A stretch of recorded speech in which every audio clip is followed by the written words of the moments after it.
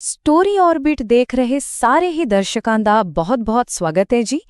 ਅੱਜ ਅਸੀਂ ਇਤਿਹਾਸ ਦੇ ਉਹਨਾਂ ਪੰਨਿਆਂ ਨੂੰ ਫਰੋਲਣ ਜਾ ਰਹੇ ਹਾਂ ਜਿੱਥੇ ਇੱਕ ਕੌਮ ਨੇ ਆਪਣੀ ਤਕਦੀਰ ਨੂੰ ਕੁਰਬਾਨੀ, ਬਹਾਦਰੀ ਤੇ ਇੱਕ ਅਟੁੱਟ ਵਿਸ਼ਵਾਸ ਦੀ ਸਿਆਹੀ ਨਾਲ ਲਿਖਿਆ। ਇਹ ਸਫ਼ਰ ਹੈ ਸਿੱਖ ਕੌਮ ਦੇ ਉਭਾਰ ਦਾ, ਇੱਕ ਅਜਿਹੀ ਦਾਸਤਾਨ ਜੋ 5 ਦਰਿਆਵਾਂ ਦੀ ਧਰਤੀ ਪੰਜਾਬ ਤੋਂ ਸ਼ੁਰੂ ਹੋਈ ਤੇ ਇੱਕ ਵਿਸ਼ਾਲ ਸਾਮਰਾਜ ਦੀਆਂ ਬੁਲੰਦੀਆਂ ਤੱਕ ਪਹੁੰਚੀ। ਅਸੀਂ ਸਮਝਾਂਗੇ ਕਿ ਗੁਰੂ ਸਾਹਿਬਾਨ ਦੇ ਆਗਮਨ ਤੋਂ ਪਹਿਲਾਂ ਪੰਜਾਬ ਦੇ ਹਾਲਾਤ ਕਿਹੋ ਜਿਹੇ ਸਨ, ਫਿਰ ਗੁਰੂ ਨਾਨਕ ਦੇਵ ਜੀ ਦੇ ਕ੍ਰਾਂਤੀਕਾਰੀ ਸੰਦੇਸ਼ ਦੀ ਗਹਿਰਾਈ ਵਿੱਚ ਉਤਰਾਂਗੇ ਤੇ ਅਖੀਰ ਵਿੱਚ ਮਹਾਰਾਜਾ ਰਣਜੀਤ ਸਿੰਘ ਜੀ ਦੇ ਖਾਲਸਾ ਰਾਜ ਦੇ ਸਿਖਰ ਨੂੰ ਵੀ ਵੇਖਾਂਗੇ। ਸੋ ਆਓ ਮਿਲ ਕੇ ਇਸ ਸ਼ਾਨਦਾਰ ਇਤਿਹਾਸਿਕ ਸਫ਼ਰ ਦੀ ਸ਼ੁਰੂਆਤ ਕਰੀਏ। ਠੀਕ ਹੈ, ਤਾਂ ਚਲੋ ਸਫ਼ਰ ਸ਼ੁਰੂ ਕਰਦੇ ਹਾਂ ਉਸ ਜ਼ਮੀਨ ਤੇ ਉਸ ਦੌਰ ਤੋਂ ਜਿੱਥੇ ਸਿੱਖੀ ਦਾ ਬੀਜ ਬੀਜਿਆ ਜਾਣਾ ਸੀ। ਦੇਖੋ, ਕਿਸੇ ਵੀ ਵਿਚਾਰਧਾਰਾ ਨੂੰ ਸਮਝਣ ਲਈ ਇਹ ਜਾਣਨਾ ਬਹੁਤ ਜ਼ਰੂਰੀ ਹੁੰਦਾ ਹੈ ਕਿ ਉਹ ਕਿਹੋ ਜਿਹੇ ਮਾਹੌਲ ਵਿੱਚ ਪੈਦਾ ਹੋਈ। ਇਸ ਲਈ 15ਵੀਂ ਸਦੀ ਦੇ ਪੰਜਾਬ ਦੇ ਸਮਾਜਿਕ, ਰਾਜਨੀਤਿਕ ਤੇ ਧਾਰਮਿਕ ਹਾਲਾਤਾਂ ਨੂੰ ਸਮਝਣਾ ਪਵੇਗਾ। ਇਹ ਉਹ ਸਮਾਂ ਸੀ ਜਦੋਂ ਪੰਜਾਬ ਦੀ ਧਰਤੀ ਤੇ ਸਦੀਆਂ ਪੁਰਾਣੇ ਰੀਤੀ ਰਿਵਾਜਾਂ ਦੀਆਂ ਜੜ੍ਹਾਂ ਤਾਂ ਬਹੁਤ ਡੂੰਘੀਆਂ ਸਨ, ਪਰ ਉਨ੍ਹਾਂ ਜੜ੍ਹਾਂ ਵਿੱਚੋਂ ਸੱਚੀ ਅਧਿਆਤਮਿਕਤਾ ਦਾ ਰਸ ਉਹ ਸੁੱਕ ਰਿਹਾ ਸੀ। ਲੋਕਾਂ ਦੇ ਦਿਲਾਂ ਵਿੱਚ ਇੱਕ ਅਜੀਬ ਜਿਹੀ ਬੇਚੈਨੀ ਸੀ, ਇੱਕ ਖਲਾ ਸੀ ਜਿਸ ਨੂੰ ਭਰਨ ਲਈ ਉਹ ਇੱਕ ਨਵੀਂ, ਸੱਚੀ ਸੇਧ ਦੀ ਤਲਾਸ਼ ਵਿੱਚ ਸਨ। ਜੇ ਉਸ ਵੇਲੇ ਦੇ ਪੰਜਾਬ ਦੇ ਸਮਾਜਿਕ ਤਾਣੇ-ਬਾਣੇ ਤੇ ਨਜ਼ਰ ਮਾਰੀਏ ਤਾਂ ਪਤਾ ਲੱਗਦਾ ਹੈ ਕਿ ਇਹ ਕੋਈ ਇੱਕਸਾਰ ਸਮਾਜ ਨਹੀਂ ਸੀ। ਇਹ ਤਾਂ ਕਈ ਕਬੀਲਿਆਂ, ਜਾਤਾਂ ਤੇ ਧਰਮਾਂ ਦਾ ਇੱਕ ਗੁੰਝਲਦਾਰ ਮਿਸ਼ਰਣ ਸੀ। ਇੱਕ ਪਾਸੇ ਸਨ ਜੱਟ, ਜੋ ਖੇਤੀਬਾੜੀ ਦੀ ਰੀੜ੍ਹ ਦੀ ਹੱਡੀ ਸਨ, ਮਿਹਨਤੀ, ਅਣਖੀਲੇ ਤੇ ਜ਼ਮੀਨ ਨਾਲ ਜੁੜੇ ਹੋਏ। ਦੂਜੇ ਪਾਸੇ ਸਨ ਰਾਜਪੂਤ ਤੇ ਪਠਾਨ, ਜਿਹੜੇ ਆਪਣੀ ਯੁੱਧ ਕਲਾ ਤੇ ਕਬਾਇਲੀ ਸ਼ਾਨ ਲਈ ਜਾਣੇ ਜਾਂਦੇ ਸਨ। ਇਨ੍ਹਾਂ ਤੋਂ ਇਲਾਵਾ ਗੁੱਜਰ ਸਨ, ਜਿਨ੍ਹਾਂ ਦਾ ਮੁੱਖ ਕੰਮ ਪਸ਼ੂ ਪਾਲਣਾ ਸੀ। ਤੇ ਫਿਰ ਇਨ੍ਹਾਂ ਸਭ ਦੇ ਉੱਪਰ ਸਨ ਧਾਰਮਿਕ ਆਗੂ, ਹਿੰਦੂ ਸਮਾਜ ਵਿੱਚ ਬ੍ਰਾਹਮਣ ਤੇ ਮੁਸਲਿਮ ਸਮਾਜ ਵਿੱਚ ਮੁੱਲਾ। ਇਹ ਦੋਵੇਂ ਵਰਗ ਆਮ ਲੋਕਾਂ ਦੀ ਜ਼ਿੰਦਗੀ ਤੇ ਬਹੁਤ ਡੂੰਘਾ ਪ੍ਰਭਾਵ ਰੱਖਦੇ ਸਨ, ਪਰ ਅਫਸੋਸ ਅਕਸਰ ਉਹ ਆਪਣੇ ਗਿਆਨ ਦੀ ਵਰਤੋਂ ਲੋਕਾਂ ਨੂੰ ਸਹੀ ਰਾਹ ਦਿਖਾਉਣ ਦੀ ਬਜਾਏ ਉਨ੍ਹਾਂ ਨੂੰ ਵਹਿਮਾਂ ਭਰਮਾਂ ਤੇ ਫੋਕੇ ਕਰਮ-ਕਾਂਡਾਂ ਵਿੱਚ ਉਲਝਾਏ ਰੱਖਣ ਲਈ ਹੀ ਕਰਦੇ ਸਨ। ਤੇ ਜੇ ਧਰਮ ਦੀ ਗੱਲ ਕਰੀਏ ਤਾਂ ਹਾਲਤ ਹੋਰ ਵੀ ਖਰਾਬ ਸੀ। ਉਸ ਸਮੇਂ ਦੇ ਦੋਵੇਂ ਵੱਡੇ ਧਰਮ, ਬ੍ਰਾਹਮਣਵਾਦ ਤੇ ਇਸਲਾਮ, ਆਪਣੇ ਅਸਲ ਸਿਧਾਂਤਾਂ ਤੋਂ ਬਹੁਤ ਦੂਰ ਜਾ ਚੁੱਕੇ ਸਨ। ਬ੍ਰਾਹਮਣਵਾਦ, ਜੋ ਕਦੀ ਗਿਆਨ ਤੇ ਫਲਸਫੇ ਦਾ ਕੇਂਦਰ ਸੀ, ਹੁਣ ਸਿਰਫ ਕੁਝ ਰਸਮਾਂ, ਜਾਤ-ਪਾਤ ਦੇ ਕਠੋਰ ਨਿਯਮਾਂ ਤੇ ਪੱਥਰ-ਮਿੱਟੀ ਦੀਆਂ ਮੂਰਤੀਆਂ ਦੀ ਪੂਜਾ ਤੱਕ ਹੀ ਸਿਮਟ ਕੇ ਰਹਿ ਗਿਆ ਸੀ। ਉਸ ਪੂਜਾ ਪਿੱਛੇ ਦਾ ਅਸਲ ਅਧਿਆਤਮਿਕ ਅਰਥ ਕਿਤੇ ਗੁਆਚ ਗਿਆ ਸੀ। ਦੂਜੇ ਪਾਸੇ ਪੰਜਾਬ ਵਿੱਚ ਇਸਲਾਮ ਤੇ ਵੀ ਸਥਾਨਿਕ ਰੀਤੀ-ਰਿਵਾਜਾਂ ਤੇ ਸੂਫੀ ਪਰੰਪਰਾਵਾਂ ਦਾ ਇੰਨਾ ਗਹਿਰਾ ਅਸਰ ਪਿਆ ਕਿ ਰੱਬ ਦੀ ਏਕਤਾ ਦਾ ਸਿਧਾਂਤ ਯਾਨੀ ਤੌਹੀਦ ਲਗਭਗ ਭੁਲਾ ਦਿੱਤਾ ਗਿਆ ਸੀ। ਪੀਰਾਂ, ਫਕੀਰਾਂ ਤੇ ਸ਼ਹੀਦਾਂ ਦੀਆਂ ਕਬਰਾਂ ਤੇ ਮੰਨਤਾਂ ਮੰਗੀਆਂ ਜਾਂਦੀਆਂ ਸਨ ਤੇ ਉਹਨਾਂ ਦੇ ਚਮਤਕਾਰਾਂ ਦੀਆਂ ਕਹਾਣੀਆਂ ਹਿੰਦੂ ਦੇਵੀ-ਦੇਵਤਿਆਂ ਦੇ ਬਰਾਬਰ ਹੋ ਗਈਆਂ ਸਨ। ਕਹਿਣ ਦਾ ਮਤਲਬ, ਧਰਮ ਲੋਕਾਂ ਲਈ ਇੱਕ ਜੀਵਿਤ ਅਨੁਭਵ ਨਹੀਂ, ਸਗੋਂ ਸਿਰਫ ਕੁਝ ਬਾਹਰੀ ਰਸਮਾਂ ਦਾ ਨਾਮ ਬਣ ਕੇ ਰਹਿ ਗਿਆ ਸੀ। ਮਸ਼ਹੂਰ ਇਤਿਹਾਸਕਾਰ ਜੋਸਫ ਡੇਵੀ ਕਨਿੰਘਮ ਦੇ ਇਹ ਸ਼ਬਦ ਉਸ ਦੌਰ ਦੀ ਰੂਹਾਨੀ ਬੇਚੈਨੀ ਨੂੰ ਬਿਲਕੁਲ ਸਹੀ ਢੰਗ ਨਾਲ ਬਿਆਨ ਕਰਦੇ ਨੇ। ਸੋਚ ਕੇ ਦੇਖੋ, ਆਮ ਆਦਮੀ ਕਿੰਨਾ ਭਟਕਿਆ ਹੋਇਆ ਹੋਵੇਗਾ। ਉਹ ਜਦੋਂ ਬ੍ਰਾਹਮਣ ਕੋਲ ਜਾਂਦਾ ਸੀ ਤਾਂ ਉਸਨੂੰ ਕਰਮਕਾਂਡਾਂ ਵਿੱਚ ਉਲਝਾ ਦਿੱਤਾ ਜਾਂਦਾ ਸੀ। ਜਦੋਂ ਉਹ ਮੁੱਲਾ ਕੋਲ ਜਾਂਦਾ ਸੀ ਤਾਂ ਉਸਨੂੰ ਧਾਰਮਿਕ ਕੱਟੜਤਾ ਦਾ ਡਰ ਦਿਖਾਇਆ ਜਾਂਦਾ ਸੀ। ਨਾ ਉਸਨੂੰ ਮਹਾਦੇਵ ਦੀ ਪੂਜਾ ਵਿੱਚ ਸ਼ਾਂਤੀ ਮਿਲ ਰਹੀ ਸੀ ਤੇ ਨਾ ਹੀ ਹਜ਼ਰਤ ਮੁਹੰਮਦ ਦੇ ਨਾਮ ਤੇ ਕੀਤੇ ਜਾ ਰਹੇ ਰਸਮੀ ਅਮਲਾਂ ਵਿੱਚ। ਲੋਕਾਂ ਦਾ ਮਨ ਇੱਕ ਅਜਿਹੇ ਸੱਚੇ ਤੇ ਸੁੱਚੇ ਰਾਹ ਦੀ ਤਲਾਸ਼ ਵਿੱਚ ਸੀ ਜੋ ਸਿੱਧਾ ਉਹਨਾਂ ਦੀ ਰੂਹ ਨਾਲ ਜੁੜ ਸਕੇ, ਜੋ ਉਹਨਾਂ ਨੂੰ ਜਾਤ-ਪਾਤ, ਵਹਿਮਾਂ ਭਰਮਾਂ ਤੇ ਧਾਰਮਿਕ ਝਗੜਿਆਂ ਤੋਂ ਉੱਪਰ ਚੁੱਕ ਸਕੇ। ਤੇ ਜਲਦੀ ਹੀ ਪੰਜਾਬ ਦੀ ਧਰਤੀ ਤੇ ਇਸ ਪੁਕਾਰ ਦਾ ਜਵਾਬ ਮਿਲਣ ਵਾਲਾ ਸੀ। ਤੇ ਫਿਰ ਇਸੇ ਰੂਹਾਨੀ ਹਨੇਰੇ ਤੇ ਸਮਾਜਿਕ ਉਲਝਣ ਦੇ ਵਿਚਕਾਰ ਸ਼੍ਰੀ ਗੁਰੂ ਨਾਨਕ ਦੇਵ ਜੀ ਦਾ ਪ੍ਰਕਾਸ਼ ਹੋਇਆ। ਉਹਨਾਂ ਦਾ ਆਗਮਨ ਸਿਰਫ ਇੱਕ ਨਵੇਂ ਧਰਮ ਦੀ ਸ਼ੁਰੂਆਤ ਨਹੀਂ ਸੀ, ਇਹ ਤਾਂ ਉਸ ਸਮੇਂ ਦੇ ਹਰ ਪਾਖੰਡ, ਹਰ ਵੰਡ ਤੇ ਹਰ ਜ਼ੁਲਮ ਦੇ ਖਿਲਾਫ ਇੱਕ ਸ਼ਕਤੀਸ਼ਾਲੀ, ਕ੍ਰਾਂਤੀਕਾਰੀ ਆਵਾਜ਼ ਸੀ। ਉਹਨਾਂ ਨੇ ਇੱਕ ਅਜਿਹਾ ਮਾਰਗ ਦਿਖਾਇਆ ਜੋ ਸਾਰੀਆਂ ਬਣਾਈਆਂ ਹੋਈਆਂ ਦੀਵਾਰਾਂ ਨੂੰ ਤੋੜ ਕੇ ਸਿੱਧਾ ਸੱਚ ਨਾਲ ਜੁੜਦਾ ਸੀ। ਇੱਕ ਅਜਿਹਾ ਰਾਹ ਜੋ ਰਾਜੇ ਤੇ ਰੰਕ, ਬ੍ਰਾਹਮਣ ਤੇ ਸ਼ੂਦਰ, ਹਿੰਦੂ ਤੇ ਮੁਸਲਮਾਨ ਸਭ ਲਈ ਇੱਕੋ ਜਿਹਾ ਸੀ। ਇਹ ਸ਼ਬਦ, ਜਿਨ੍ਹਾਂ ਨੂੰ ਅਸੀਂ ਮੂਲ ਮੰਤਰ ਕਹਿੰਦੇ ਹਾਂ, ਇਹ ਸ੍ਰੀ ਗੁਰੂ ਗ੍ਰੰਥ ਸਾਹਿਬ ਜੀ ਦੀ ਸ਼ੁਰੂਆਤ ਵਿੱਚ ਦਰਜ ਨੇ ਤੇ ਇਹ ਗੁਰੂ ਨਾਨਕ ਦੇਵ ਜੀ ਦੀ ਸਾਰੀ ਸਿੱਖਿਆ ਦਾ ਨਿਚੋੜ, ਉਹਨਾਂ ਦਾ ਸਾਰ ਹਨ। ਇਨ੍ਹਾਂ ਸ਼ਬਦਾਂ ਵਿੱਚ ਹੀ ਸਾਰੇ ਬ੍ਰਹਮਾਂਡ ਦਾ ਸੱਚ ਸਮਾਇਆ ਹੋਇਆ ਹੈ। ਇੱਕ ਓਅੰਕਾਰ, ਪਰਮਾਤਮਾ ਇੱਕ ਹੈ, ਬਸ ਇੱਥੇ ਹੀ ਸਾਰੇ ਝਗੜੇ ਖਤਮ। ਸਤਨਾਮ, ਉਸ ਦਾ ਨਾਮ ਸਦੀਵੀ ਸੱਚ ਹੈ। ਕਰਤਾ ਪੁਰਖ, ਉਹ ਸਭ ਕੁਝ ਬਣਾਉਣ ਵਾਲਾ ਹੈ। ਨਿਰਭਉ, ਉਸਨੂੰ ਕਿਸੇ ਦਾ ਡਰ ਨਹੀਂ। ਨਿਰਵੈਰ, ਉਸ ਦੀ ਕਿਸੇ ਨਾਲ ਦੁਸ਼ਮਣੀ ਨਹੀਂ। ਅਕਾਲ ਮੂਰਤ ਉਸ ਸਮੇਂ ਤੋਂ ਪਰੇ ਹੈ।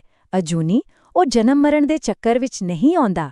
ਸਹਿਭੰਗ ਉਹ ਆਪਣੇ ਆਪ ਤੋਂ ਪ੍ਰਕਾਸ਼ਮਾਨ ਹੈ। ਗੁਰਪ੍ਰਸਾਦ ਤੇ ਅਜਿਹੇ ਪਰਮਾਤਮਾ ਨੂੰ ਗੁਰੂ ਦੀ ਕਿਰਪਾ ਨਾਲ ਹੀ ਪਾਇਆ ਜਾ ਸਕਦਾ ਹੈ।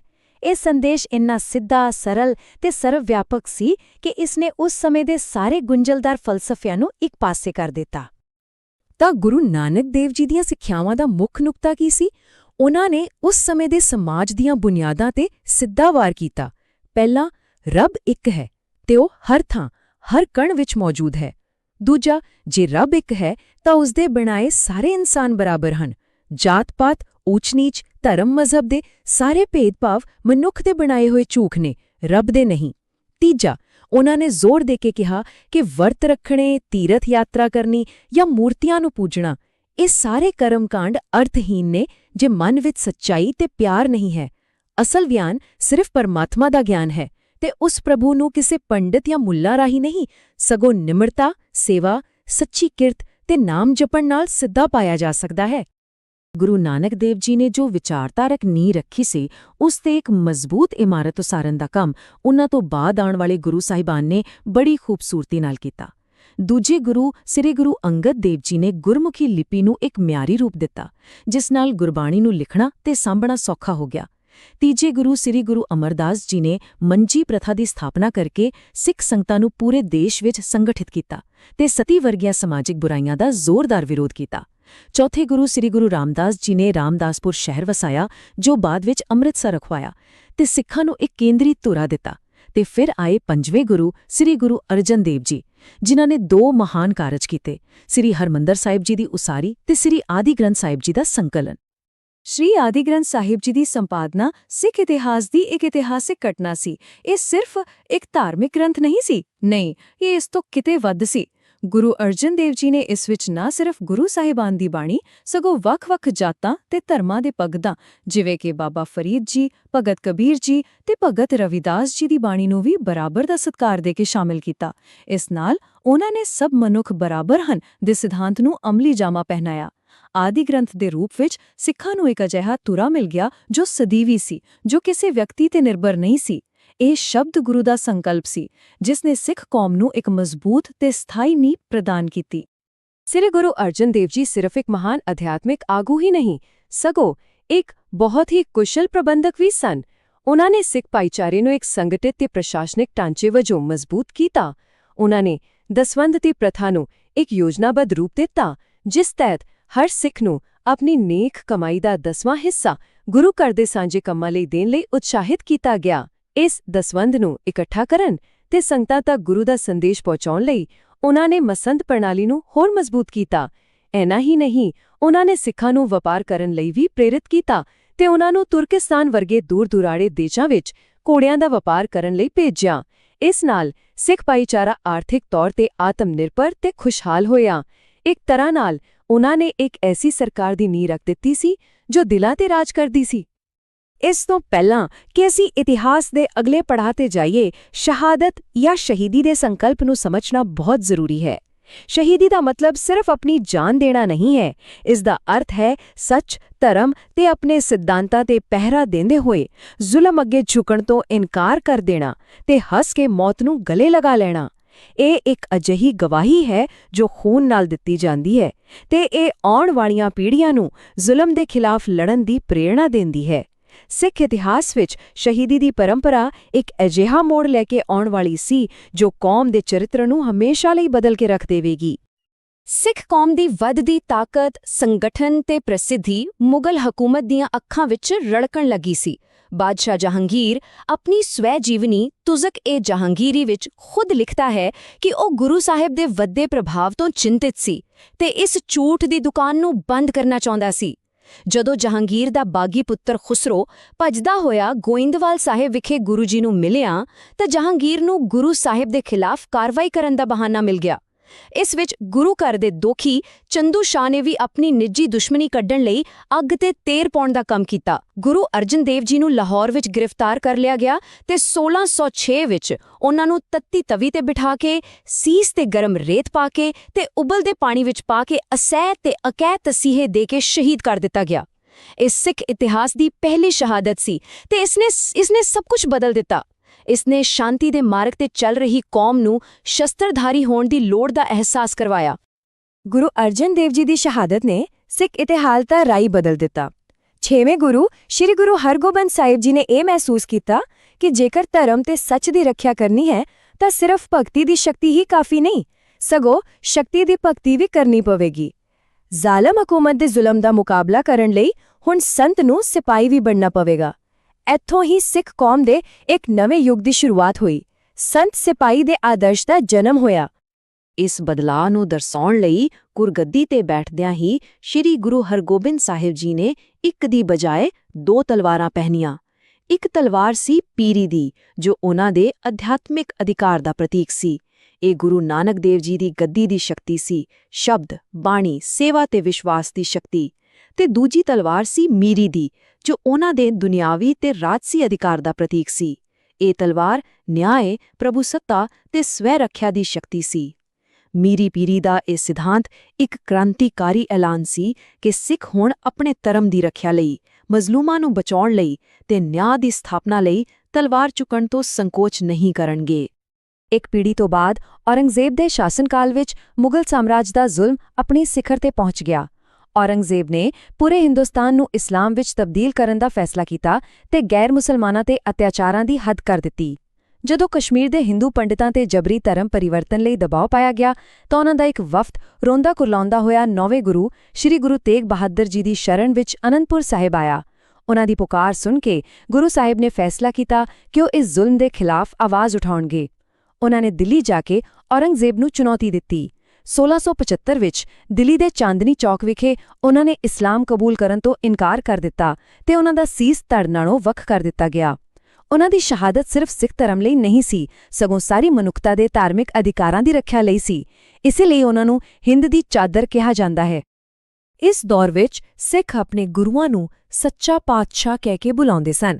ਇਹ ਸਿਰਫ ਇੱਕ ਖਿਤਾਬ ਨਹੀਂ ਸੀ, ਇਹ ਤਾਂ ਦਿੱਲੀ ਵਿੱਚ ਬੈਠੇ ਮੁਗਲ ਬਾਦਸ਼ਾਹ ਨੂੰ ਸਿੱਧੀ ਰਾਜਨੀਤਿਕ ਤੇ ਅਧਿਆਤਮਿਕ ਚੁਣੌਤੀ ਸੀ। ਇਸ ਦਾ ਮਤਲਬ ਸੀ ਕਿ ਦਿੱਲੀ ਦਾ ਬਾਦਸ਼ਾਹ ਝੂਠਾ ਹੈ, ਜੋ ਤਲਵਾਰ ਤੇ ਜ਼ੁਲਮ ਦੇ ਜ਼ੋਰ ਤੇ ਰਾਜ ਕਰਦਾ ਹੈ, ਜਦਕਿ ਸਾਡੇ ਗੁਰੂ ਹੀ ਸੱਚੇ ਪਾਤਸ਼ਾਹ ਹਨ, ਜੋ ਸੱਚ, ਨਿਆਂ ਤੇ ਪਿਆਰ ਦੇ ਆਧਾਰ ਤੇ ਲੋਕਾਂ ਦੇ ਦਿਲਾਂ ਤੇ ਰਾਜ ਕਰਦੇ ਹਨ। ਇਹ ਐਲਾਨ ਸੀ ਕਿ ਦੁਨਿਆਵੀ ਸੱਤਾ ਤੋਂ ਉੱਪਰ ਇੱਕ ਅਧਿਆਤਮਿਕ ਸੱਤਾ ਵੀ ਹੈ ਤੇ ਸਿੱਖ ਉਸ ਅਧਿਆਤਮਿਕ ਸੱਤਾ ਨੂੰ ਹੀ ਸਰਵਉੱਚ ਮੰਨਦੇ ਹਨ। ਤੇ ਫਿਰ ਆਇਆ ਸਿੱਖ ਇਤਿਹਾਸ ਦਾ ਉਹ ਸੁਨਹਿਰੀ ਦਿਨ 1699 ਦੀ ਵਿਸਾਖੀ।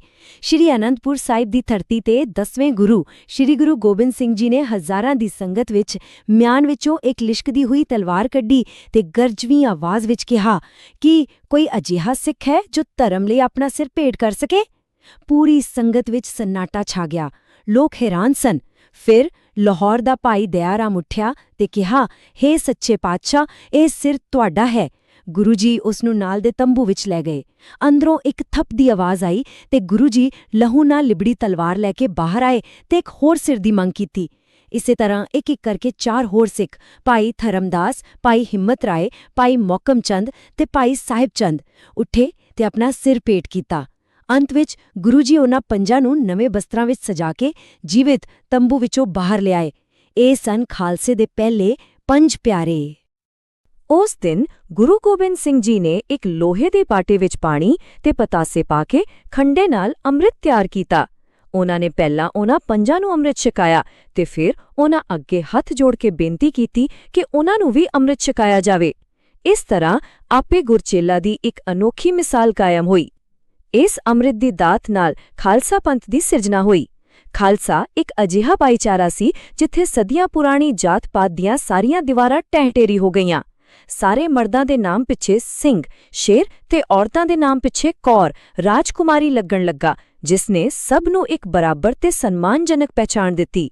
ਸਾਰਿਆਂ ਨੂੰ 5 ਕੱਕਾਰ, ਕੇਸ, ਕੰਗਾ, ਕੜਾ, ਕਛਹਿਰਾ ਤੇ ਕਿਰਪਾਨ ਧਾਰਨ ਕਰਨ ਦਾ ਹੁਕਮ ਹੋਇਆ। ਇਹ ਸਿਰਫ ਇੱਕ ਧਾਰਮਿਕ ਰਸਮ ਨਹੀਂ ਸੀ, ਇਹ ਇੱਕ ਮੁਕੰਮਲ ਸਮਾਜਿਕ ਤੇ ਅਧਿਆਤਮਿਕ ਕ੍ਰਾਂਤੀ ਸੀ। ਗੁਰੂ ਗੋਬਿੰਦ ਸਿੰਘ ਜੀ ਨੇ ਐਲਾਨ ਕੀਤਾ ਕਿ ਉਹਨਾਂ ਦਾ ਖਾਲਸਾ ਉਹਨਾਂ ਲੋਕਾਂ ਦਾ ਬਣਿਆ ਹੋਵੇਗਾ ਜਿਨ੍ਹਾਂ ਨੂੰ ਸਦੀਆਂ ਤੋਂ ਸਮਾਜ ਦੁਆਰਾ ਦੱਬਿਆ, ਕੁਚਲਿਆ ਤੇ ਨੀਵਾਂ ਸਮਝਿਆ ਗਿਆ ਹੈ।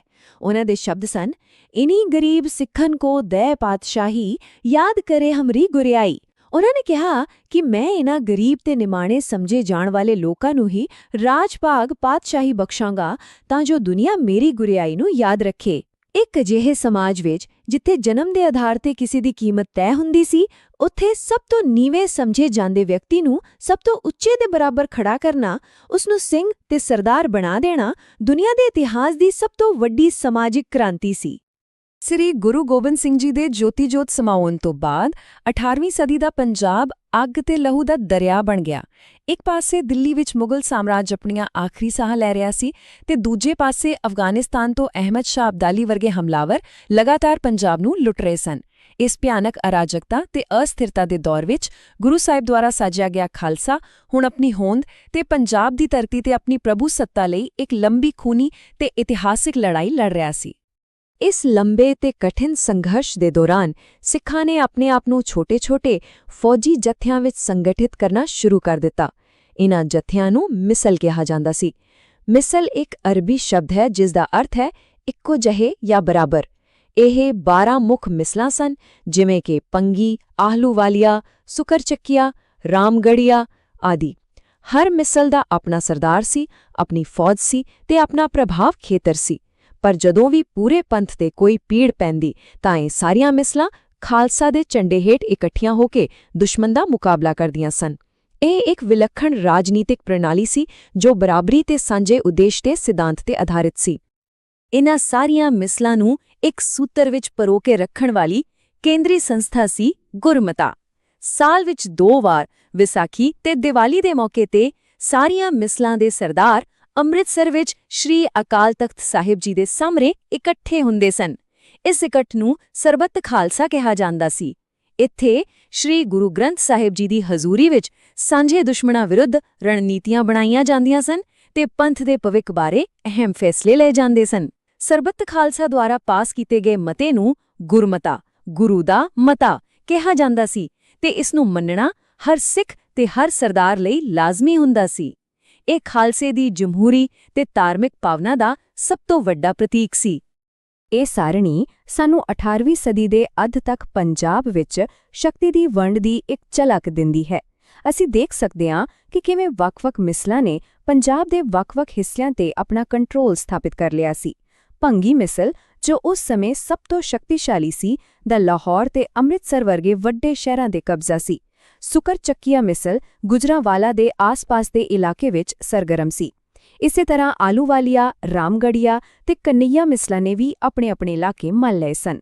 ਇਨ੍ਹਾਂ ਮਿਸਲਾਂ ਨੇ ਹੌਲੀ-ਹੌਲੀ ਮੁਗਲਾਂ ਤੇ ਅਫਗਾਨਾਂ ਨੂੰ ਪੰਜਾਬ ਵਿੱਚੋਂ ਖਦੇੜ ਦਿੱਤਾ ਤੇ ਇੱਕ ਆਜ਼ਾਦ ਸਿੱਖ ਰਾਜ ਦੀ ਨੀਂਹ ਰੱਖੀ। ਸਾਲ 1765 ਸਿੱਖ ਇਤਿਹਾਸ ਵਿੱਚ ਇੱਕ ਮੀਲ ਪੱਥਰ ਸਾਬਿਤ ਹੋਇਆ। ਇਸ ਸਾਲ ਭੰਗੀ ਮਿਸਲ ਦੇ ਸਰਦਾਰਾਂ ਨੇ ਪੰਜਾਬ ਦੀ ਪ੍ਰਾਚੀਨ ਤੇ ਇਤਿਹਾਸਿਕ ਰਾਜਧਾਨੀ ਲਾਹੌਰ ਤੇ ਕਬਜ਼ਾ ਕਰ ਲਿਆ। ਲਾਹੌਰ ਤੇ ਕਬਜ਼ਾ ਕਰਨਾ ਸਿਰਫ ਇੱਕ ਫੌਜੀ ਜਿੱਤ ਨਹੀਂ ਸੀ, ਇਹ ਪੰਜਾਬ ਵਿੱਚ ਖਾਲਸੇ ਦੀ ਪ੍ਰਭੂ ਸੱਤਾ ਦਾ ਇੱਕ ਸ਼ਕਤੀਸ਼ਾਲੀ ਤੇ ਸਪਸ਼ਟ ਐਲਾਨ ਸੀ।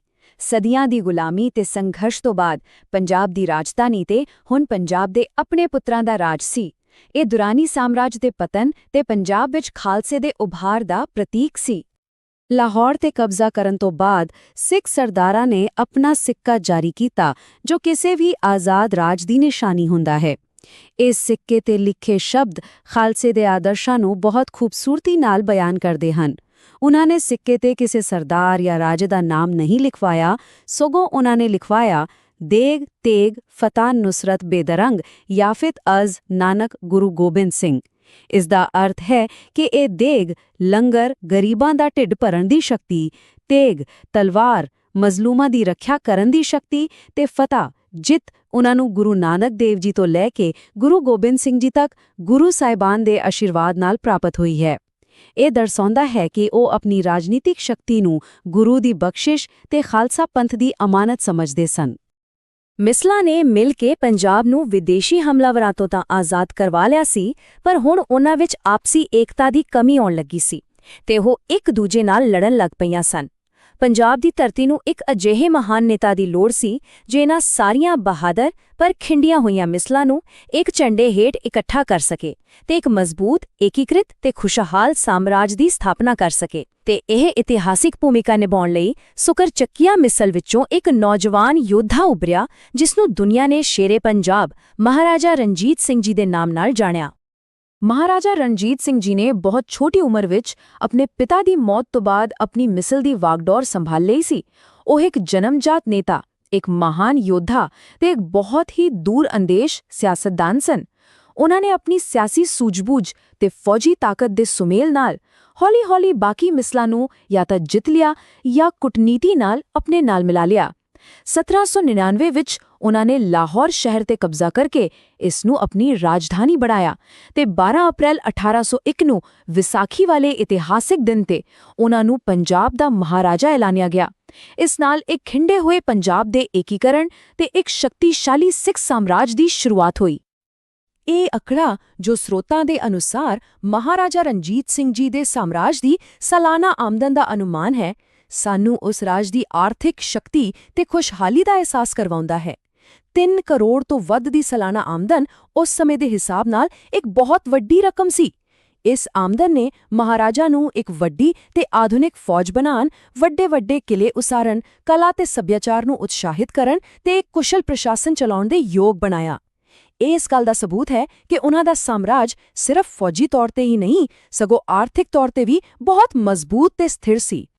ਇੱਕ ਸ਼ਕਤੀਸ਼ਾਲੀ ਤੇ ਸੰਪੂਰਨ ਬਾਦਸ਼ਾਹ ਹੋਣ ਦੇ ਬਾਵਜੂਦ ਮਹਾਰਾਜਾ ਰਣਜੀਤ ਸਿੰਘ ਜੀ ਦੀ ਸਭ ਤੋਂ ਵੱਡੀ ਖੂਬੀ ਉਨ੍ਹਾਂ ਦੀ ਨਿਮਰਤਾ ਸੀ। ਉਨ੍ਹਾਂ ਨੇ ਕਦੇ ਵੀ ਆਪਣੇ ਨਾਮ ਤੇ ਸਿੱਕਾ ਜਾਰੀ ਨਹੀਂ ਕੀਤਾ, ਸਗੋਂ ਗੁਰੂ ਗੋਬਿੰਦ ਸਿੰਘ ਜੀ ਦੇ ਨਾਮ ਤੇ ਨਾਨਕਸ਼ਾਹੀ ਸਿੱਕਾ ਹੀ ਚੱਲਦਾ ਰਿਹਾ। ਉਨ੍ਹਾਂ ਦੀ ਸਰਕਾਰੀ ਮੋਹਰ ਤੇ ਅਕਾਲ ਸਹਾਇ, ਪਰਮਾਤਮਾ ਮਦਦਗਾਰ ਹੈ ਲਿਖਿਆ ਹੁੰਦਾ ਸੀ। ਉਹ ਹਮੇਸ਼ਾ ਆਪਣੀ ਸਰਕਾਰ ਨੂੰ ਸਰਕਾਰ-ਏ-ਖਾਲਸਾ ਕਹਿੰਦੇ ਸਨ, ਯਾਨੀ ਖਾਲਸਾ ਦੀ ਸਰਕਾਰ, ਨਾ ਕਿ ਰਣਜੀਤ ਸਿੰਘ ਦੀ ਸਰਕਾਰ। ਉਹ ਆਪਣੇ ਆਪ ਨੂੰ ਖਾਲਸਾ ਪੰਥ ਦਾ ਇੱਕ ਨਿਮਾਣਾ ਸੇਵਕ ਤੇ ਕੁੱਤਾ ਸਮਝਦੇ ਸਨ। ਹਰ ਜਿੱਤ ਦਾ ਸਿਹਰਾ ਉਹ ਗੁਰੂ ਸਾਹਿਬਾਨ ਦੀ ਕਿਰਪਾ ਨੂੰ ਦਿੰਦੇ ਸਨ।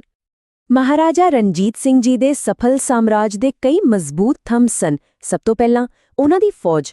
ਉਨ੍ਹਾਂ ਨੇ ਫ੍ਰਾਂਸੀਸੀ ਜਰਨੇਲਾਂ ਜਿਵੇਂ ਕਿ ਜੀਨ ਫ੍ਰੈਂਕੋਇਜ਼ ਅਲਾਰਡ ਤੇ ਜੀਨ ਬੈਪਟਿਸਟ ਵਿੰਟੂਲਾ ਦੀ ਮਦਦ ਨਾਲ ਏਸ਼ੀਆ ਦੀ ਸਭ ਤੋਂ ਆਧੁਨਿਕ ਤੇ ਅਨੁਸ਼ਾਸਿਤ ਫੌਜ-ਏ ਖਾਸ ਤਿਆਰ ਕੀਤੀ। ਦੂਜਾ, ਉਨ੍ਹਾਂ ਦਾ ਪ੍ਰਸ਼ਾਸਨ ਪੂਰੀ ਤਰ੍ਹਾਂ ਧਰਮ ਨਿਰਪੱਖ ਸੀ। ਉਨ੍ਹਾਂ ਦੀ ਸਰਕਾਰ ਵਿੱਚ ਹਿੰਦੂ, ਮੁਸਲਮਾਨ ਤੇ ਸਿੱਖ ਸਭ ਨੂੰ ਯੋਗਤਾ ਦੇ ਆਧਾਰ ਤੇ ਵੱਡੇ-ਵੱਡੇ ਅਹੁਦੇ ਦਿੱਤੇ ਗਏ ਸਨ। ਉਨ੍ਹਾਂ ਦੇ ਵਿਦੇਸ਼ ਮੰਤਰੀ ਫਕੀਰ ਅਜ਼ੀਜ਼ੁਦੀਨ ਇੱਕ ਮੁਸਲਮਾਨ ਤੇ ਵਿੱਤ ਮੰਤਰੀ ਦੀਵਾਨ ਭਵਾਨੀ ਦਾਸ ਇੱਕ ਹਿੰਦੂ ਸਨ। ਤੀਜਾ, ਉਨ੍ਹਾਂ ਨੇ ਆਪਣੇ ਸਾਮਰਾਜ ਦੀਆਂ ਸਰਹੱਦਾਂ ਨੂੰ ਸਤਲੁਜ ਦਰਿਆ ਤੋਂ ਲੈ ਕੇ ਖੈਬਰ ਦਰੇ ਤੱਕ ਤੇ ਕਸ਼ਮੀਰ ਤੋਂ ਲੈ ਕੇ ਮੁਲਤਾਨ ਤੱਕ ਫੈਲਾਇਆ ਤੇ ਪੰਜਾਬ ਨੂੰ ਸਦੀਆਂ ਬਾਅਦ ਇੱਕ ਏਕੀਕ੍ਰਿਤ ਤੇ ਸ਼ਕਤੀਸ਼ਾਲੀ ਰਾਜ ਬਣਾਇਆ। ਪਰ ਇਤਿਹਾਸ ਦਾ ਇਹ ਨਿਯਮ ਹੈ ਕਿ ਹਰ ਸਿਖਰ ਤੋਂ ਬਾਅਦ ਢਲਾਣ ਆਉਂਦੀ ਹੈ। ਸ਼ੇਰੇ ਪੰਜਾਬ ਦੁਆਰਾ ਬੜੀ ਮਿਹਨਤ ਤੇ ਦੂਰਅੰਦੇਸ਼ੀ ਨਾਲ ਬਣਾਇਆ ਗਿਆ ਇਹ ਮਹਾਨ ਸਾਮਰਾਜ ਉਨ੍ਹਾਂ ਦੀ ਮੌਤ ਤੋਂ ਬਾਅਦ ਬਹੁਤੀ ਦੇਰ ਕਾਇਮ ਨਾ ਰਹਿ ਸਕਿਆ। ਹੁਣ ਅਸੀਂ ਸਾਮਰਾਜ ਦੇ ਅੰਤ ਤੇ ਉਸ ਦੁਆਰਾ ਛੱਡੀ ਗਈ ਅਮਿੱਟ ਵਿਰਾਸਤ ਦੀ ਗੱਲ ਕਰਾਂਗੇ। 1839 ਵਿੱਚ ਮਹਾਰਾਜਾ ਰਣਜੀਤ ਸਿੰਘ ਜੀ ਦੀ ਮੌਤ ਸਿੱਖ ਸਾਮਰਾਜ ਲਈ ਇੱਕ ਘਾਤਕ ਝਟਕਾ ਸੀ। ਉਹ ਆਪਣੇ ਪਿੱਛੇ ਕੋਈ ਯੋਗ ਉੱਤਰਾਧਿਕਾਰੀ ਨਹੀਂ ਛੱਡ ਗਏ ਸਨ। ਉਨ੍ਹਾਂ ਤੋਂ ਬਾਅਦ ਲਾਹੌਰ ਦਰਬਾਰ ਕਤਲਾਂ, ਸਾਜ਼ਿਸ਼ਾਂ ਤੇ ਗੱਦਾਰੀਆਂ ਦਾ ਅਖਾੜਾ ਬਣ ਗਿਆ। ਉਨ੍ਹਾਂ ਦੇ ਪੁੱਤਰ ਖੜਕ ਸਿੰਘ ਤੇ ਸ਼ੇਰ ਸਿੰਘ ਤੇ ਪੋਤੇ ਨੌਨਿਹਾਲ ਸਿੰਘ ਸਾਰੇ ਸਾਜ਼ਿਸ਼ਾਂ ਦਾ ਸ਼ਿਕਾਰ ਹੋ ਗਏ। ਇਸ ਅੰਦਰੂਨੀ ਫੁੱਟ ਤੇ ਖਾਣਾ ਜੰਗੀ ਨੇ ਸਾਮਰਾਜ ਨੂੰ ਅੰਦਰੋਂ ਖੋਖਲਾ ਕਰ ਦਿੱਤਾ। ਸ਼ਕਤੀਸ਼ਾਲੀ ਖਾਲਸਾ ਫੌਜ ਹੁਣ ਬੇਕਾਬੂ ਹੋ ਚੁੱਕੀ ਸੀ ਤੇ ਦਰਬਾਰ ਦੇ ਸਰਦਾਰ ਉਸ ਨੂੰ ਆਪਣੇ ਹਿੱਤਾਂ ਲਈ ਵਰਤ ਰਹੇ ਸਨ। ਇਸੇ ਕਮਜ਼ੋਰੀ ਦਾ ਫਾਇਦਾ ਪੰਜਾਬ ਦੀ ਸਰਹੱਦ ਤੇ ਬੈਠੇ ਮੌਕੇ ਦੀ ਤਲਾਸ਼ ਵਿੱਚ ਅੰਗਰੇਜ਼ਾਂ ਨੇ ਚੁੱਕਿਆ। ਸਿੱਖਾਂ ਦੇ ਨਜ਼ਰੀਏ ਤੋਂ ਅੰਗਰੇਜ਼ਾਂ ਦੀਆਂ ਨੀਅਤਾਂ ਸ਼ੁਰੂ ਤੋਂ ਹੀ ਸ਼ੱਕੀ ਸਨ। ਅੰਗਰੇਜ਼ ਹੌਲੀ-ਹੌਲੀ ਪੂਰੇ ਹਿੰਦੁਸਤਾਨ ਤੇ ਕਬਜ਼ਾ ਕਰ ਰਹੇ ਸਨ ਤੇ ਹੁਣ ਉਨ੍ਹਾਂ ਦੀਆਂ ਨਜ਼ਰਾਂ ਪੰਜਾਬ ਦੀ ਉਪਜਾਊ ਧਰਤੀ ਤੇ ਸਨ। ਉਨ੍ਹਾਂ ਨੇ ਸਿੱਖਾਂ ਨੂੰ ਸਿੰਧ ਤੇ ਅਫਗਾਨਿਸਤਾਨ ਵਿੱਚ ਆਪਣਾ ਪ੍ਰਭਾਵ ਵਧਾਉਣ ਤੋਂ ਰੋਕ ਦਿੱਤਾ ਸੀ, ਜਿਸ ਨਾਲ ਸਿੱਖ ਸਾਮਰਾਜ ਚਾਰੇ ਪਾਸਿਓਂ ਘਿਰ ਗਿਆ ਸੀ। ਇਸ ਤੋਂ ਇਲਾਵਾ ਅੰਗਰੇਜ਼ ਸਤਲੁਜ ਦਰਿਆ ਦੇ ਨਾਲ-ਨਾਲ ਸਿੱਖ ਸਾਮਰਾਜ ਦੀ ਸਰਹੱਦ ਤੇ ਲਗਾਤਾਰ ਆਪਣੀਆਂ ਫੌਜੀ ਚੌਕੀਆਂ ਮਜ਼ਬੂਤ ਕਰ ਰਹੇ ਸਨ। ਖਾਲਸਾ ਫੌਜ ਨੂੰ ਇਹ ਸਭ ਕੁਝ ਆਪਣੇ ਸਾਮਰਾਜ ਤੇ ਹਮਲੇ ਦੀ ਤਿਆਰੀ ਲੱਗ ਰਿਹਾ ਸੀ, ਜਿਸ ਕਾਰਨ ਦੋਵਾਂ ਧਿਰਾਂ ਵਿੱਚ ਤਣਾਅ ਤੇ ਬੇਭਰੋਸਗੀ ਬਹੁਤ ਵੱਧ ਗਈ ਸੀ। ਜਦੋਂ ਆਖਰਕਾਰ 1845 ਵਿੱਚ ਦੋਵਾਂ ਫੌਜਾਂ ਦਾ ਟਕਰਾਅ ਹੋਇਆ ਤਾਂ ਦੋਵੇਂ ਇੱਕ ਦੂਜੇ ਤੋਂ ਬਹੁਤ ਵੱਖਰੀਆਂ ਸਨ। ਇੱਕ ਪਾਸੇ ਮਹਾਰਾਜਾ ਰਣਜੀਤ ਸਿੰਘ ਜੀ ਦੀ ਬਣਾਈ ਹੋਈ ਬਹਾਦਰ ਖਾਲਸਾ ਫੌਜ ਸੀ, ਜੋ ਧਾਰਮਿਕ ਜੋਸ਼, ਰਾਸ਼ਟਰੀ ਮਾਣ ਤੇ ਮਰ ਮਿਟਣ ਦੇ ਜਜ਼ਬੇ ਨਾਲ ਲਬਰੇਜ਼ ਸੀ। ਪਰ ਇਸ ਦੀ ਸਭ ਤੋਂ ਵੱਡੀ ਕਮਜ਼ੋਰੀ ਇਸ ਦੀ ਲੀਡਰਸ਼ਿਪ ਸੀ, ਜੋ ਗੱਦਾਰ, ਕਮਜ਼ੋਰ ਤੇ ਅੰਦਰੂਨੀ ਤੌਰ ਤੇ ਵੰਡੀ ਹੋਈ ਸੀ। ਦੂਜੇ ਪਾਸੇ ਬ੍ਰਿਟਿਸ਼ ਫੌਜ ਸੀ, ਜੋ ਪੂਰੀ ਤਰ੍ਹਾਂ ਅਨੁਸ਼ਾਸਿਤ ਸੀ, ਜਿਸ ਦੀ ਅਗਵਾਈ ਤਜਰਬੇਕਾਰ ਤੇ ਚਲਾਕ ਜਰਨੈਲ ਕਰ ਰਹੇ ਸਨ ਤੇ ਜਿਸ ਦੇ ਪਿੱਛੇ ਇੱਕ ਵਿਸ਼ਾਲ, ਸੰਗਠਿਤ ਸਾਮਰਾਜ ਦੇ ਬੇਅੰਤ ਸਾਧਨ ਸਨ। ਅੰਗਰੇਜ਼ਾਂ ਤੇ ਸਿੱਖਾਂ ਵਿਚਕਾਰ ਦੋ ਵੱਡੀਆਂ ਜੰਗਾਂ ਹੋਈਆਂ। ਇਨ੍ਹਾਂ ਜੰਗਾਂ ਵਿੱਚ ਸਿੱਖ ਸਿਪਾਹੀਆਂ ਨੇ ਜਿਸ ਬੇਮਿਸਾਲ ਬਹਾਦਰੀ ਤੇ ਦਲੇਰੀ ਦਾ ਪ੍ਰਦਰਸ਼ਨ ਕੀਤਾ, ਉਸ ਨੂੰ ਦੇਖ ਕੇ ਅੰਗਰੇਜ਼ ਜਰਨੈਲ ਵੀ ਦੰਗ ਰਹਿ ਗਏ। ਮੁੱਦਕੀ, ਫੇਰੂ ਸ਼ਹਿਰ, ਸਬਰਾਵਾਂ ਤੇ ਚਿਲਿਆਂਵਾਲਾ ਦੀਆਂ ਲੜਾਈਆਂ ਵਿੱਚ ਉਨ੍ਹਾਂ ਨੇ ਅੰਗਰੇਜ਼ਾਂ ਨੂੰ ਨੱਕ ਨਾਲ ਛੋਲੇ ਚਬਾ ਦਿੱਤੇ। ਪਰ ਅੰਤ ਵਿੱਚ ਲਾਹੌਰ ਦਰਬਾਰ ਦੇ ਕੁਝ ਸਰਦਾਰਾਂ, ਜਿਵੇਂ ਕਿ ਲਾਲ ਸਿੰਘ ਤੇ ਤੇਜਾ ਸਿੰਘ ਦੀ ਗੱਦਾਰੀ ਤੇ ਇਕਜੁੱਟ ਤੇ ਯੋਗ ਲੀਡਰਸ਼ਿਪ ਦੀ ਘਾਟ ਕਾਰਨ ਸਿੱਖ ਸਾਮਰਾਜ ਇਹ ਜੰਗਾਂ ਹਾਰ ਗਿਆ। 29 ਮਾਰਚ 1849 ਨੂੰ ਪੰਜਾਬ ਨੂੰ ਰਸਮੀ ਤੌਰ ਤੇ ਬ੍ਰਿਟਿਸ਼ ਸਾਮਰਾਜ ਵਿੱਚ ਸ਼ਾਮਿਲ ਕਰ ਲਿਆ ਗਿਆ ਤੇ ਇਸ ਤਰ੍ਹਾਂ ਮਹਾਰਾਜਾ ਰਣਜੀਤ ਸਿੰਘ ਜੀ ਦੇ ਮਹਾਨ ਸਾਮਰਾਜ ਦਾ ਸੂਰਜ ਡੁੱਬ ਗਿਆ। ਪਰ ਜਿਵੇਂ ਇਤਿਹਾਸਕਾਰ ਕਨਿੰਘਮ ਨੇ ਸ਼੍ਰੀ ਗੁਰੂ ਗੋਬਿੰਦ ਸਿੰਘ ਜੀ ਬਾਰੇ ਲਿਖਿਆ ਹੈ, ਸਫਲਤਾ ਹਮੇਸ਼ਾ ਮਹਾਨਤਾ ਦਾ ਪੈਮਾਨਾ ਨਹੀਂ ਹੁੰਦੀ। ਰਾਜਨੀਤਿਕ ਹਾਰ ਦੇ ਬਾਵਜੂਦ ਗੁਰੂ ਸਾਹਿਬਾਨ ਦੀ ਅਸਲ ਤੇ ਸਦੀਵੀ ਜਿੱਤ ਇੱਕ ਅਜਿਹੀ ਕੌਮ ਦੀ ਸਿਰਜਣਾ ਕਰਨਾ ਸੀ, ਜਿਸ ਦੇ ਅੰਦਰ ਆਜ਼ਾਦੀ, ਸਵੈਮਾਣ ਤੇ ਚੜ੍ਹਦੀ ਕਲਾ ਦੀ ਭਾਵਨਾ ਇੰਨੀ ਡੂੰਘੀ ਭਰ ਦਿੱਤੀ ਗਈ ਸੀ ਕਿ ਕੋਈ ਵੀ ਸਾਮਰਾਜ, ਕੋਈ ਵੀ ਜ਼ੁਲਮ ਉਸ ਨੂੰ ਖਤਮ ਨਹੀਂ ਕਰ ਸਕਦਾ ਸੀ। ਸਿੱਖ ਸਾਮਰਾਜ ਉਸ ਭਾਵਨਾ ਦਾ ਇੱਕ ਪ੍ਰਗਟਾਵਾ ਸੀ, ਪਰ ਉਹ ਭਾਵਨਾ ਸਾਮਰਾਜ ਤੋਂ ਕਿਤੇ ਵੱਡੀ ਤੇ ਸਥਾਈ ਸੀ। ਰਾਜ ਖਤਮ ਹੋ ਸਕਦੇ ਹਨ, ਸਾਮਰਾਜ ਤੈਟੇਰੀ ਹੋ ਸਕਦੇ ਹਨ, ਪਰ ਗੁਰੂਆਂ ਦੁਆਰਾ ਪੈਦਾ ਕੀਤਾ ਗਿਆ ਖਾਲਸਾਈ ਜਜ਼ਬਾ ਹਮੇਸ਼ਾ ਜ਼ਿੰਦਾ ਰਹਿੰਦਾ ਹੈ। ਤੇ ਇਸ ਇਤਿਹਾਸਿਕ ਸਫ਼ਰ ਦੇ ਅੰਤ ਵਿੱਚ ਅਸੀਂ ਤੁਹਾਡੇ ਲਈ ਇੱਕ ਸਵਾਲ ਛੱਡ ਜਾਂਦੇ ਹਾਂ। ਸੋਚਣ ਵਾਲੀ ਗੱਲ ਹੈ ਕਿ ਸਿੱਖ ਸਾਮਰਾਜ ਦਾ ਅੰਤ ਹੋਏ 150 ਸਾਲ ਤੋਂ ਵੱਧ ਹੋ ਗਏ, ਪਰ ਸਿੱਖੀ ਤੇ ਖਾਲਸੇ ਦਾ ਜਜ਼ਬਾ ਅੱਜ ਵੀ ਪੂਰੀ ਦੁਨੀਆ ਵਿੱਚ ਕਿਵੇਂ ਕਾਇਮ ਹੈ ਤੇ ਦਿਨ-ਬ-ਦਿਨ ਵੱਧ ਫੁੱਲ ਰਿਹਾ ਹੈ।